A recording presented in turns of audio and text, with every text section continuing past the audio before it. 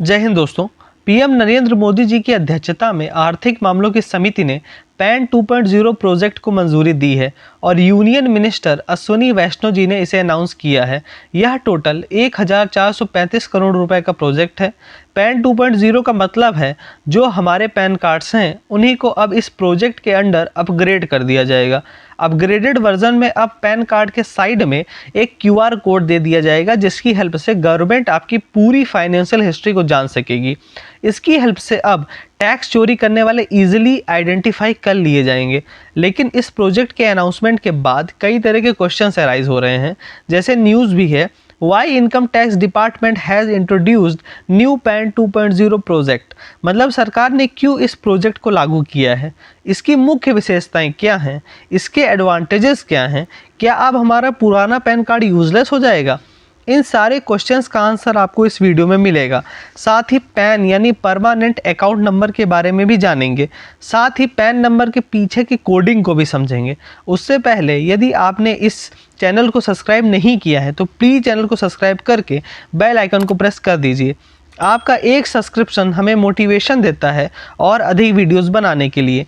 चलिए सबसे पहले न्यूज़ यानी खबर को देखते हैं। तो भारत में टैक्स पेयर्स लोगों के लिए एक बड़ा ऐलान किया गया है। भारत सरकार की आर्थिक मामलों की मंत्रिमंडलीय समिति जो थी, जिसकी अध्यक्षता पीएम नरेंद्र मोदी जी कर रहे थे, उसमें पैन 2.0 प्रोजेक्ट को मंजूरी दी गई है, जिसके तहत कितने पैसे खर्च किए जाएंगे इस प्रोजेक्ट के पीछे 1435 करोड़ रुपए खर्च किए जाएंगे। ठीक, इसकी घोषणा किसने की? इसकी घोषणा केंद्रीय मंत्री या कहें केंद्रीय सूचना और प्रसारण मंत्री अश्विनी वैष्णव जी ने की है। चलिए देखते हैं कि पैन 2.0 प्रोजेक्ट में क्या होगा। इसमें अपग्रेडेड पैन कार्ड को प्रोवाइड किया जाएगा। मतलब जो आपके पास पुराने पैन कार्ड्स हैं उनकी जगह पर एक अपग्रेडेड पैन कार्ड प्रोवाइड किया जाएगा। ठीक, उसमें क्या होगा, उसमें एक क्यूआर कोड दिया जाएगा साइड में बड़ा बड़ा, जिसके थ्रू आप क्या करेंगे, उस क्यूआर कोड को की हेल्प से सरकार आपकी पूरी फाइनेंशियल हिस्ट्री को जान पाएगी कि आप कहीं टैक्स चोरी तो नहीं कर रहे हैं। और अगर आप टैक्स पे मतलब जो आपकी हिस्ट्री है जैसे उसके थ्रू क्या आप मतलब कितना टैक्स पे कर रहे हैं, आप सही टैक्स पे कर रहे हैं कि मतलब आप उसमें भी चोरी कर रहे हैं टैक्स पे में, ये सब चीज़ें आपकी क्यूआर कोड की हेल्प से जान पाएगी। और उससे क्या होगा कि हर एक आदमी का एक यूनिक क्यूआर कोड की हेल्प से मतलब ज़्यादा पैन कार्ड्स इशू नहीं होंगे। मतलब जैसे कई बार क्या होता है कि ज़्यादा पैन कार्ड्स लोग बनवा लेते हैं किसी भी तरह, लेकिन होता नहीं है ऐसे रियल में। लेकिन अब क्या होगा, अब एक ही क्यूआर कोड जनरेट होगा जिससे एक व्यक्ति के मतलब साथ एक ही पैन कार्ड इशू किया जाएगा। ठीक, इसकी जो होगी अगर आगे बात करें तो इसकी डिजिटल कॉपी पूरी तरह से फ्री होगी। मतलब इसको आपको कोई भी पैसा देने की ज़रूरत नहीं पड़ेगी, डिजिटल कॉपी आपको फ्री मिलेगी। लेकिन अगर आपको फिजिकल कॉपी चाहिए इसकी तो 50 रुपये, सिर्फ 50 रुपये आपको पे करने पड़ेंगे। ठीक, अच्छा इसमें चेंज क्या हुआ है, इसमें मेनली पैन कार्ड में तो जैसे क्यूआर कोड जैसी मतलब चीज़ें दी जा रही हैं, लेकिन इसमें मेनली पैन कार्ड के अलावा जो पूरा इकोसिस्टम है उसको चेंज किया गया है इसके थ्रू। मतलब क्या होता था, पहले पैन और टैन कार्ड से रिलेटेड लगभग 3 पोर्टल थे जिनके थ्रू ये पूरा मतलब कि संचालित किया जाता था। लेकिन अब क्या होगा, इसको एक पोर्टल पे शिफ्ट किया जा रहा है। ये सारी चीज़ें जितनी भी पैन और टैन कार्ड से रिलेटेड जितनी भी चीज़ें हैं उसको एक पोर्टल पे शिफ्ट किया जा रहा है। तो इस तरह इसमें पूरा 1435 करोड़ रुपए खर्च होंगे, जिसकी मंजूरी केंद्र सरकार की मंत्रिमंडलीय समिति ने दी है, जिसकी अध्यक्षता पीएम नरेंद्र मोदी जी कर रहे थे। तो ये पूरी न्यूज़ हो गई। चलिए अब पैन 2.0 को जानने से पहले हम पैन कार्ड को जान लेते हैं। जो हमारे पास पैन कार्ड होते हैं, टैक्स पे करने के लिए सबसे इंपॉर्टेंट चीज़ पैन कार्ड होती है। तो उस जो पैन कार्ड होता है उसको हम पूरी तरीके से जान लेते हैं कि पैन कार्ड अच्छा होता क्या है। तो पैन कार्ड का फुल फॉर्म क्या होता है, परमानेंट अकाउंट नंबर, या इसको हिंदी में कहें तो स्थायी खाता संख्या।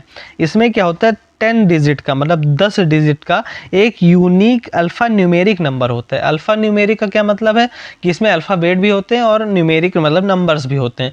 कोई सिर्फ अल्फ़ाबेट पे ही नहीं होता या सिर्फ न्यूमेरिक नंबर्स में नहीं होता, ये अल्फ़ाबेट न्यूमेरिक नंबर में इसमें होता है। कैसे होता है उसको आगे हम समझेंगे। ठीक, और पैन क्या होता है, इसमें जैसे दिया भी गया है कि यह एक वित्तीय और टैक्स संबंधी कार्यों के लिए डिज़ाइन किया गया है। मतलब वित्तीय मतलब पैसों से रिलेटेड और टैक्स से रिलेटेड जितने भी काम होते हैं उसके लिए इसको बनाया गया है। यह व्यक्तियों या व्यवसाय द्वारा किए गए पैसों के लेन देन पर नजर रखता है। मतलब कितना वो लेन देन कर रहे हैं उनकी पूरी हिस्ट्री को वो मतलब पैन कार्ड अपने पास रखता है। ठीक, अब पैन मेन यूज टैक्स पे में होता है। मतलब इसका जो मेन यूज होता है वो किसमें, टैक्स पे में होता है। साथ ही साथ ये आइडेंटिफाई भी करता है किसी व्यक्ति को। मतलब आधार कार्ड के अलावा पैन कार्ड भी आइडेंटिफाई करने के लिए यूज किया जाता है। तो ये पूरा पैन का मतलब है। पैन किस काम में आता है ये आप जान चुके हैं कि ये मेनली लोगों के जो पैसों के लेन देन और टैक्स जो पे करते हैं उसके काम में आता है। ठीक, अब इसके अगर हम कोडिंग की बात करें तो अगर इसके जो पीछे आगे या पीछे जहाँ भी नंबर दिया रहता है उसके अगर हम कोडिंग की डिकोडिंग अगर हम करें तो हम समझ सकते हैं। देखिए बड़े ध्यान से आप समझिएगा, आप इसको समझ पाएंगे। देखिए इसमें क्या होता है, जो पहले 5 होते हैं, 5 जो कैरेक्टर्स होते हैं वो क्या होते हैं, अल्फ़ाबेट होते हैं। फिर अगले 4 क्या होते हैं, वो नंबर्स होते हैं, और एकदम लास्ट वाला फिर एक अल्फ़ाबेट होता है। तो ये किस हिसाब से जो अल्फ़ाबेट और नंबर्स और फिर अल्फ़ाबेट जो एक आता है वो किस हिसाब से मतलब रखा जाता है उसको समझते हैं। जो पहले 3 अल्फ़ाबेट होते हैं वो AAA से ZZZ तक कोई भी कॉम्बिनेशन में इशू हो सकते हैं। मतलब क्या कहते हैं, उसमें कोई फिक्स नहीं कि ये है तो ये किस वजह से है या वो है तो किस वजह से, कुछ नहीं। जितने भी पैन कार्ड आज तक इशू हुए हैं उसी मतलब सीक्वेंस में जो भी आपका नंबर आता है उस हिसाब से AAA से ZZZ तक कोई भी जो भी कॉम्बिनेशन आपका बनता है उस हिसाब से पहले 3 जो अल्फ़ाबेट हैं वो होते हैं। ठीक, अब देखिए सबसे इंपॉर्टेंट होता है चौथा अल्फ़ाबेट। चौथा अल्फ़ाबेट क्या होता है, इसमें देखिए एक दिया भी गया है यहाँ पर चीज़ें कि ये अगर मतलब अल्फ़ाबेट आपका होगा तो वो क्या आपको मतलब सिग्निफाई करेगा। अगर P है तो P मतलब होता है पर्सन, इंडिविजुअल कोई पर्सन। लगभग 98% कहा जाता है कि यही कार्ड इशू होते हैं जो P वाले होते हैं। मतलब चौथा आपका जो होगा, आप अपना पेन देख सकते हैं, उसमें जो ये चौथा अल्फ़ाबेट होगा वो हमेशा P होगा। P मतलब होगा क्योंकि आप पर्सन इंडिविजुअल के लिए कर रहा है। अगर वहाँ पे C लिखा है तो यानी वो कंपनी के लिए। इसी तरह अगर L लिखा है तो लोकल अथॉरिटी है, T लिखा है तो कोई ट्रस्ट है। इस तरह के मतलब आप देख सकते हैं, इसमें काफ़ी दिए गए हैं अगर ये चौथा मतलब अल्फ़ाबेट होता है तो। इसी तरह जो 5वां अल्फ़ाबेट होता है वो आपका जो नाम होता है उसमें जो सरनेम होता है उसका पहला अक्षर होता है। जैसे जैसे मेरा नाम आर्यन सिंह है तो उसमें सिंह जो है आपका सरनेम है तो उसमें S रखा जाएगा। मतलब जो 5वां अल्फ़ाबेट होगा वो S होगा, जो भी आपका सरनेम है उस हिसाब से आपका वो 5वां अल्फ़ाबेट होगा। ठीक, तो इस तरह से 5 जो शुरू के अल्फ़ाबेट हैं वो होते हैं। ठीक, उसके बाद जो आगे के 4 जो नंबर्स होते हैं वो क्या होते हैं, वो भी इसी कॉम्बिनेशन के थ्रू में होते हैं।